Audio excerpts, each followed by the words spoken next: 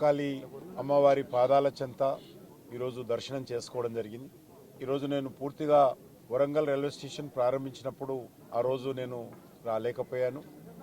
కాబట్టి ఆ railway station development ఏ రకంగా జరిగిందనేటువంటిది ఒకసారి పరిశీలించడం, అదేవిధంగా వరంగల్లో మెగా టెక్స్టైల్ పార్కు, వరంగల్లో ఏర్పాటు చేయబోతున్నటువంటి ఎయిర్పోర్టు, అదేవిధంగా రైల్ మ్యానుఫ్యాక్చరింగ్ యూనిట్ ఆర్ఎంయు, 1000 స్తంభాల గుడి రెనోవేషన్ సంబంధించి, జాతీయ రహదారులకు సంబంధించి ఈ ప్రాంతంలో జరుగుతున్నటువంటి అభివృద్ధి కార్యక్రమాల పట్ల, అదేవిధంగా కేంద్ర ప్రభుత్వము యొక్క వరంగల్ హన్మకొండ పట్టణంలో మంజూరు చేసినటువంటి స్మార్ట్ సిటీ కానీ హెరిటేజ్ సిటీ కానీ వీటన్నిటి పట్ల రివ్యూ చేయడానికి ఈరోజు రావడం జరిగింది.